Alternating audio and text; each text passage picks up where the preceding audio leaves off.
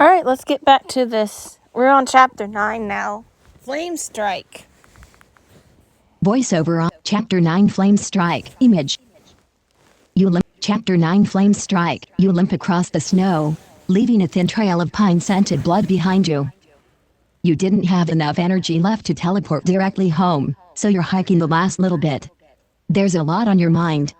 Finding a long-lost sibling must have been shocking for Claus. And to have them try to murder her. You shake your head. It's all too much. Claus' castle is silent and motionless ahead of you. Only the torches on the battlements give any sign of life.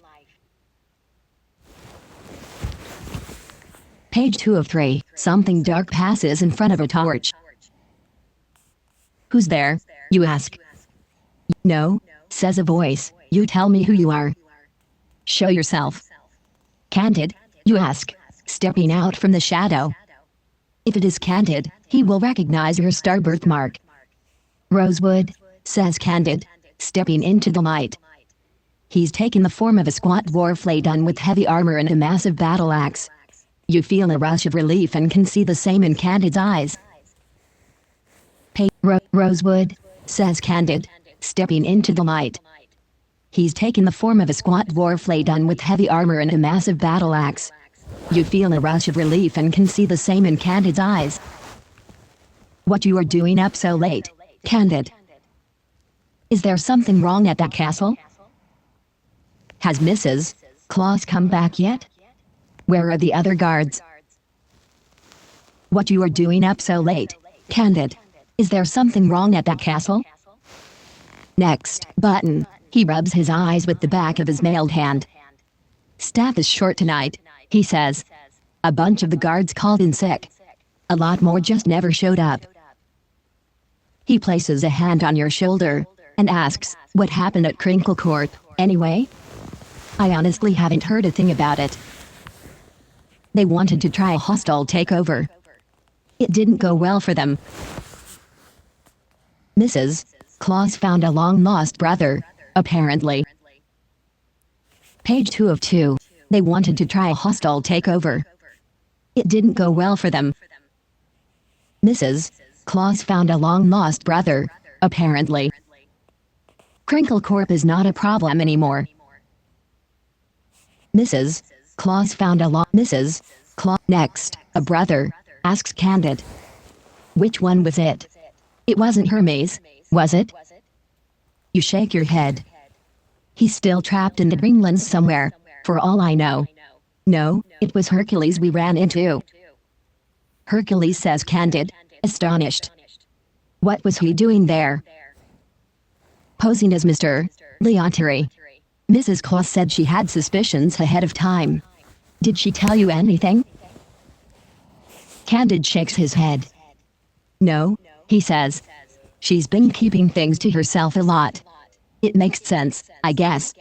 Especially since that time I had to swear secrecy to the Kingdom of Dreams with an oath rod. Who knows what other kind of things could be affecting us. I'm too worried to sleep because I might visit the Dreamlands and sleep talk around the wrong creatures. Page 2 of 3. Hey, it'll be okay, you tell him. He smiles at you. But something strikes your mind. I'm concerned about the lack of guards, you say. Something feels off about tonight. But I'll take care of it. You think for a moment before you make your suggestion. Page 3 of I'm concerned about the lack. I'll activate some of my automated sentries for the night. I can create an illusion of more guards. The appearance of strength might be all we need. I've been keeping up with castle gossip. I know the guards that I can trust to fill in tonight. I'll activate some of my automated sentries for the night. Radio button checked. 1 of 3. I can create an illusion of more guards. The appearance of strength might be all we need. Radio button checked. Next, Candid shrugs. It's worth a shot. I'll stay here just in case, though. Shadows aren't that great at making reports. Chuckling, you walk to the edge of the parapets and look out over the rocky terrain below. This will be one of the largest illusions you've ever attempted. You take a deep breath. With a sweep of your hand, you conjure a black cloak of shadows out of thin air, putting a theatrical spin on your proceedings to convince a skeptical candid. You spread the cloak slyly to the sides, allowing it to soak in the starlight around you. The darkness thickens on the wall, and the cloak seems to grow in length and breadth. Then you snap it wide open like the wings of a massive dragon, covering the entire length of the wall. Page 2 of 4. You spread the cloak at least, that's what you intend to do. But the cloak only spreads a few paces to either side before fading away completely. It leaves behind a group of 5 or so goblin-like figures with spears and bows. They lumber into action and begin marching up and down the wall. You'd hoped for more. They'll be spread out pretty thin. Candid pats you on the back. Hey, it's not too bad. Page 3. You hope that works. You have an uncertain feeling about the effectiveness of your defenses. Hopefully they aren't tested tonight. The halls are brightly lit, a stark contrast to the darkness outside. You can hear a murmuring of voices from deep within the castle. Following the trail, you find yourself outside the great hall. You peek in. It looks like a large group of elves have gathered. They look unhappy. You can hear your name and Mrs. Claus is mentioned, as well as another name spoken with hushed whispers, Flickering Flame. Page 4. The halls are brightly lit, a stark contrast. I use my Christmas cheer to lighten the mood before approaching them. I shift into a new form and mingle with them. I'll figure out what's going on. I make myself invisible and slink in along the walls, listening to everything. I use my Christmas cheer to lighten next, but the gloominess coming from the room is intense, but fortunately you have centuries of Christmas memories ingrained into the room. You chant an old Yule song while recalling visions of evergreen trees, holly and mistletoe, feasts and presents. Then you walk into the room, maintaining your concentration. Christmas hope radiates from you like waves in a pond. The people nearest to you turn to look, and those behind them turn to watch them. Colored lights and all the hues of the rainbow spring from your head to cover the walls, and the air fills with the scent of roast lamb and mint jelly. Sleigh bells tinkle in the distance. The atmosphere in the room noticeably lightens. Page 2 of Christmas hope radiates from you like waves in a pond. Well met, elves, you say. What brings you together tonight? Your secondness, say several elves, stumbling over each other. They say that Claus has gone soft, and allowed the Fey world to go to chaos. Flame is the only one willing to stand up against the humans and the Council of Seven. If we joined Flame's army, we wouldn't have to sit here afraid in the castle while our enemies circle like wolves. Claus is selfish. Page 3 of more and more people begin speaking up, interrupting each other.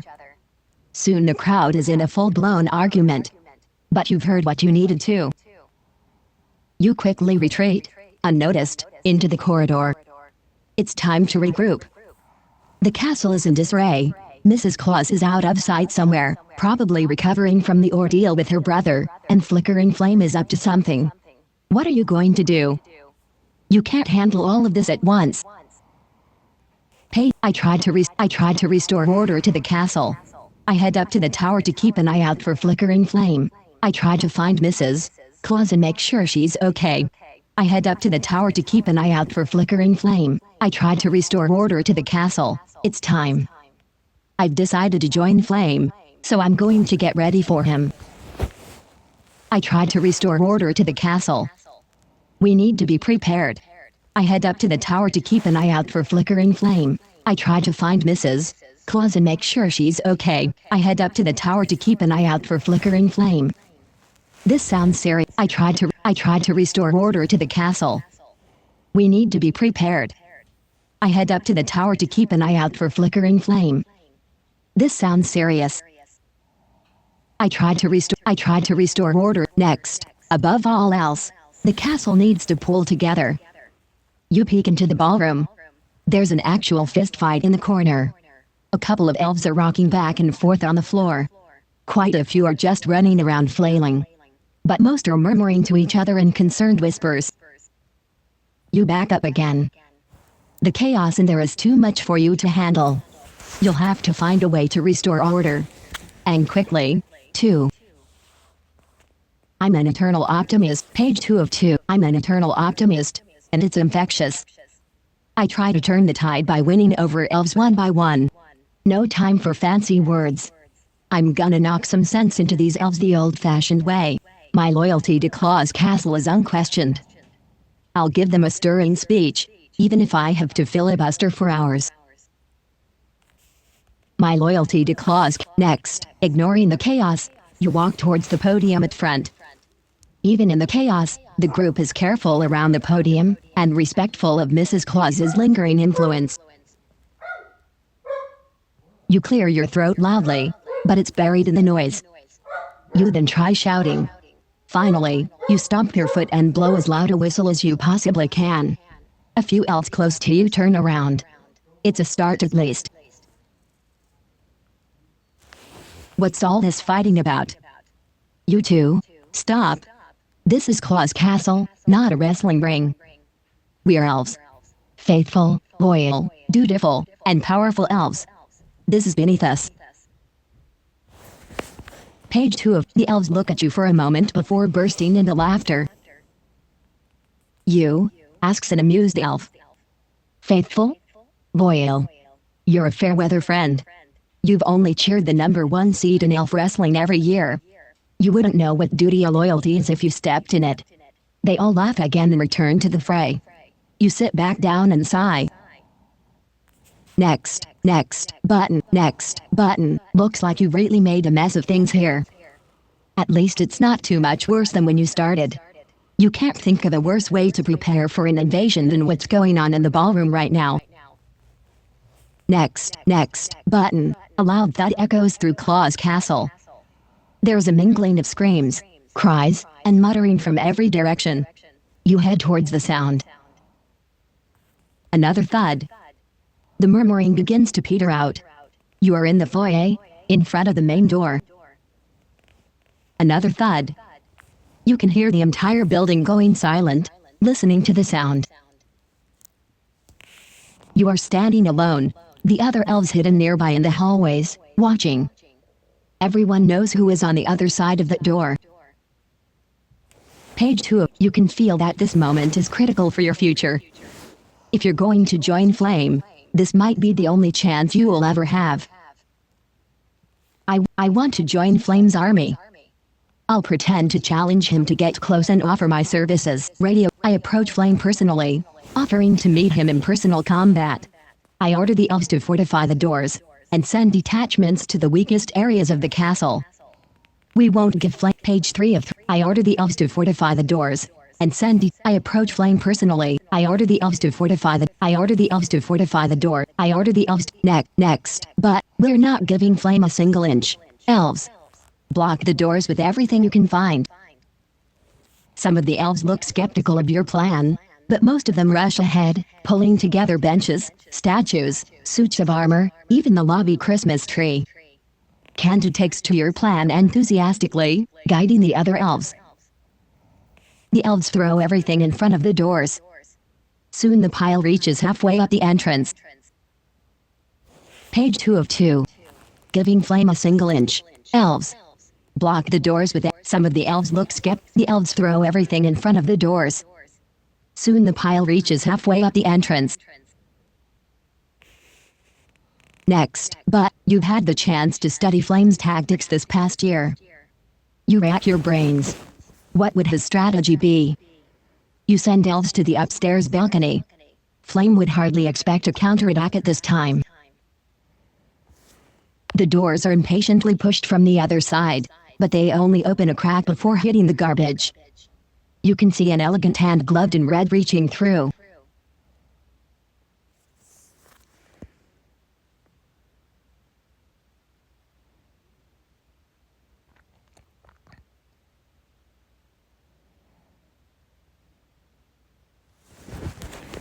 Screen next button.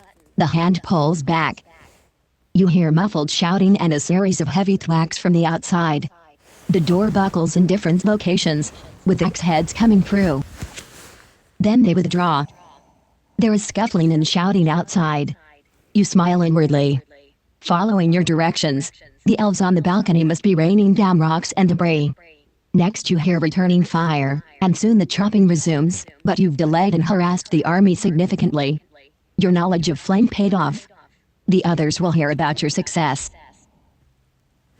Page 2 of In the foyer, elves with poles and improvised pikes leap onto the piles, pushing back the axe heads. But soon a hole big enough to admit enemy combatants forms. Flickering Flame pushes his way into the hole, leading a troop of golden trolls. He's taken the form of an imperial warrior in scarlet.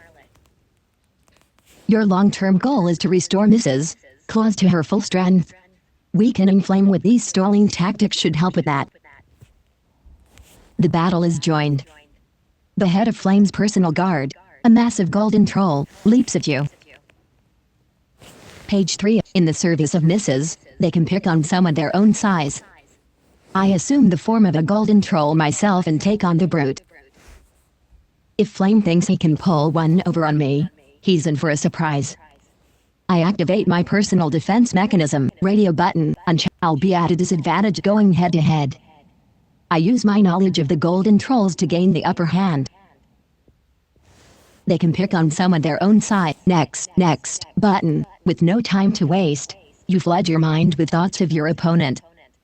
You study their hulking golden biceps and their metallic face, their enormous weight and their sharp claws, their statuesque figure. You feel yourself change and flow, and shrink. To your horror, you have become a living miniature statue made of gold. Perhaps you focused too much on their statuesque aspect. They look down at you, grossly offended by your apparent parody.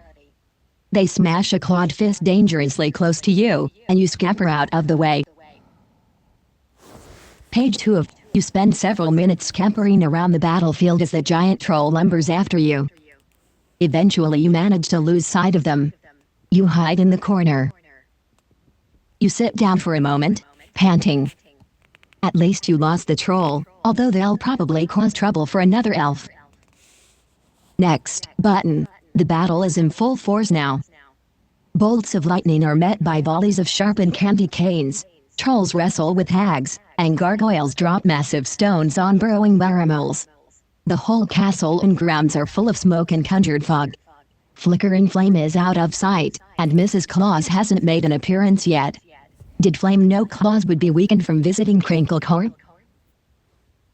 Looking around you, you see that many of the combatants are former friends and co-workers. Flame has a lot to answer for. Page 2 of As if summoned by your thoughts, Flame himself appears before you. His clothing is immaculate and he appears as calm and composed as before the battle.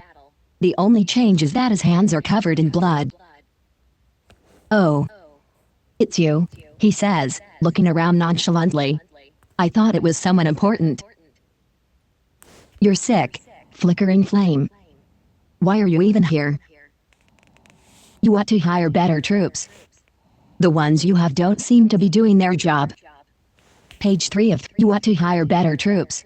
You've made your point, Flame. You don't have to continue this.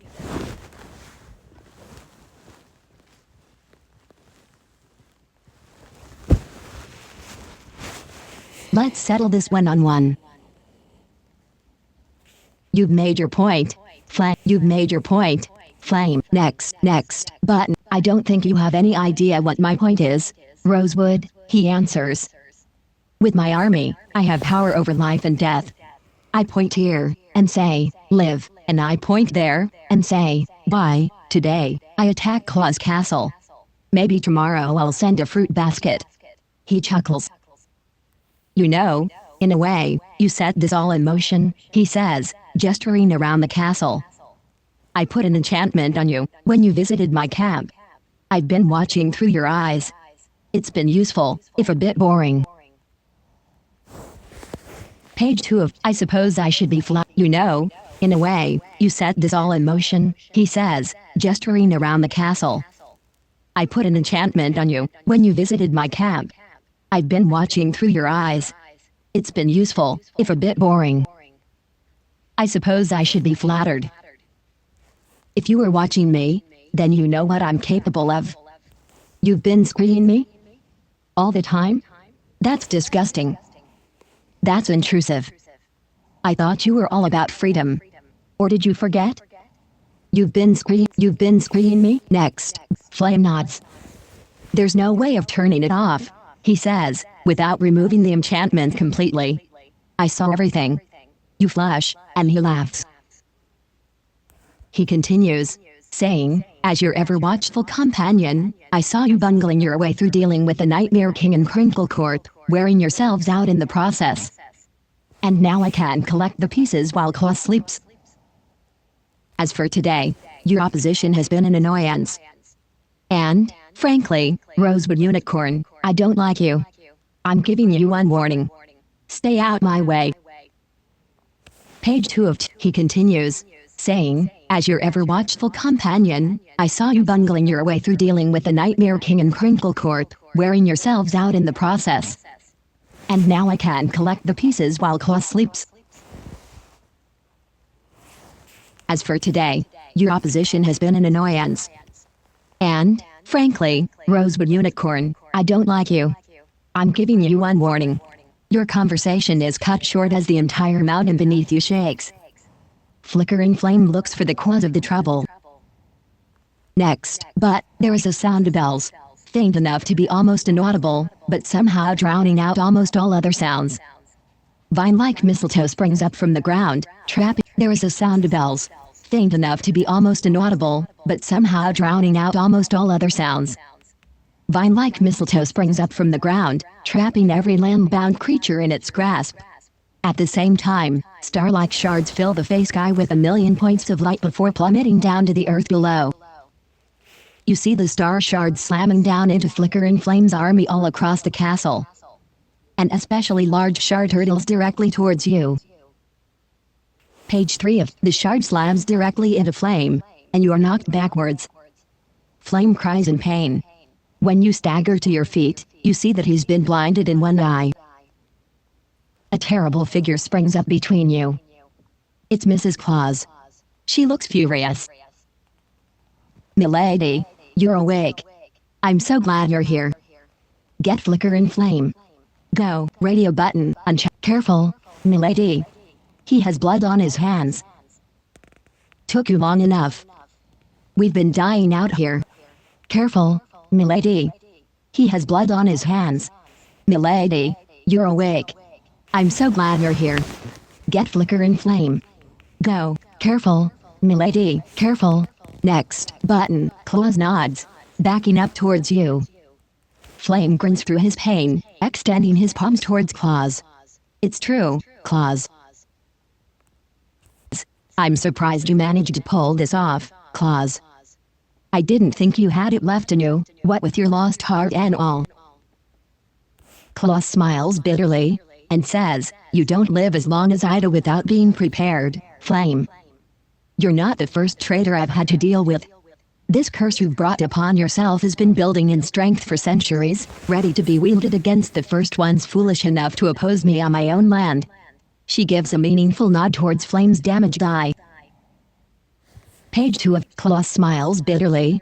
You're not the only one who's prepared, says Flame. He pulls a dark crystal from his battle robe and throws it to the ground. A god of flame shoots up and spreads outward in a fiery ring. It singes you slightly as it passes by, but completely disintegrates the vines, leaving Claus' castle covered in ash. Mrs. Claus and Flame throw themselves at each other, each conjuring blades. Claus looks at you and shouts, leave this to me. Take charge of the troops in the castle. 3 of 4. You rush towards the doors of the castle, if anything else to escape the frightening and destructive energies in play. These critical times may have given you a new outlook on life. Are you going to make any changes to your personality? It cemented my desire to follow Claus. I'm happy to help where I am, radio, but this is all insane. I'm sick of people bossing me around, and I'm going to listen to orders better from now on, but I feel more cynical from all of it. I'm going to listen to orders better from now on. Page 4 of I chuckle a little to myself. Life is just crazy, isn't it? I'm going to listen to orders better from now. This is all insane. It cemented my desire to follow Claus. Next, you crash through the castle gates and directly into the belly of a massive ogre. The ogre takes one look at you before walloping you with her enormous club. You are sent soaring through the air, until you thud into a table and roll off to the ground, tangled in a tablecloth. Strong hands grab your shoulders and pull you out. You find yourself face to face with a gargoyle. You recognize her. She's part of Flickering Flame's crew. She hisses at you and digs her claws into your back. You try to break free, but you're at a disadvantage. Page 3 of I shrink, becoming a tiny mouse, and scurry away from her grasp. I can't reach my toolkit, but there's an encouraging amount of cutlery, cloth, and ceramic near me. I am only a Christmas miracle could help us now. I scan the melee around me for people I know. I was friends with many of Flame's troops before they left. Surely one will help me out. Page 3. I scan the melee around me for people I know. I was friends with many. I can't reach my toolkit. But page 1. She hisses at you and digs her claws. I shrink, becoming page 3 of 3. Next. But this ought to be a fairly simple use of your abilities. But she's viciously clawing at your head, and it's proving incredibly difficult to concentrate. You focus as much as you can, and slowly feel yourself shrinking into mouse form. Sleek brown, the gargoyle you focus as much as you can, and slowly feel yourself shrinking into mouse form. Sleek brown fur covers your increasingly small body. The gargoyle senses your change, and clutches harder, but you finally manage to squeak away. The gargoyle pursues you, but a few of the burlier elves from the security force come to your rescue. Together, you defeat the gargoyle before pushing back into the fray. Page 2 of you focus as much as you can, and slowly feel yourself. The gargoyle pursues you, but a few of the burlier elves from the security. Next, Rosewood Unicorn rings out a clear, hard voice. Mrs. Claus stands in the doorway, panting heavily. She says, Flame has fled. I need you to hold things down here. Candid and I will take the outside. She ducks away and is gone. Flame's troops crumble without their leader. Most flee from the room, but you capture a good number of the leftovers. Within hours, the castle is secure, and you, Candid, and Claus find yourselves at tea in Mrs. Claus's sitting room. She's exhausted and covered in smoke and blood, but she's grinning from ear to ear. Page 2 of she says, for the first time I can remember, I feel like I'm really living. Maybe this is the way everyone feels, at the end of their days. She sips her tea, while you and Candid exchange concerned glances. Claus isn't acting like herself at all. But then again, neither are you. Everything about the two of you is up in the air, including your relationship. Over the last year, there have been multiple times where you felt a strong connection to her. Even now, in this room, looking at Claus, you know that things are different. You're beginning to wonder if, just maybe, Mrs. Claus is falling in love with you. Page 3 of Claus isn't acting like herself at all. But then again, neither are you. Everything about the two of you is up in the air, including your relationship. Over the last year, there have been multiple times where you felt a strong connection to her. Even now, in this room, looking at Claus, you know that things are different. You're beginning to wonder if, just maybe, Mrs. Claus is falling in love with you. It looks like things just got even more complicated. Next chapter, Chapter 10 The Last Christmas Image. Voiceover off.